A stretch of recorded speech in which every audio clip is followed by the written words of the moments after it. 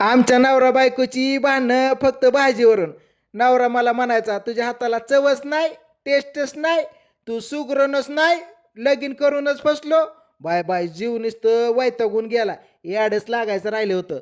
आता नवऱ्याला खुश करण्यासाठी आणि भाजीला टेस्ट आणण्यासाठी काय करावं काय करावं. अहो मग सुचलं की आईसाहेब मसाला वाघमारे फॅमिलीचा महाराष्ट्राच्या बाहेर फेमस आहे. अबो मग बदलापूरला येईन का डाऊटच आला. अशी ऑर्डर टाकली 1 किलोची, 4 दिवसातच घरी. मग काय झणझणीत खमखमीत पावभाजी बनवली, नवऱ्याच्या डब्याला दिली. नवऱ्याने कामावर जसा पाऊल टाकला तसं ऑफिसवरनं आवाज आला, ए तू आत ये र, काय आणलंय डब्याला, लई सुगंध खमखमीत वास येतो या. जसा डबा खोलला, एक घास म्हणत म्हणत साहेबांनी कडून एका डबा संपवला की चाटून पुसून खाल्ला. माझा नवरा उपाशी राहिला.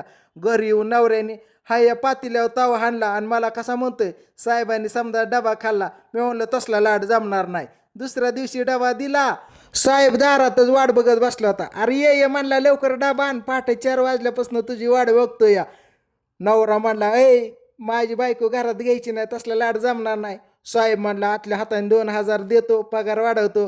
अहो 2,000 द्यायची काय गरज आहे, 700 रुपये द्या आणि आई साहेब वाघमार फॅमिलीचा मसाला मागवा, झणझणीत खावा, झणझणीत राहा. 700 रुपयात 7,000 रुपये वसूल. खूप छान झालंय. थँक्यू पांडू काका आणि सोमा काका. थँक्यू दादा. खूप